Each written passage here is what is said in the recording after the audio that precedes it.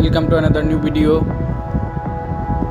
In this video you will see how to fix Google Translate not working. Please follow complete the process.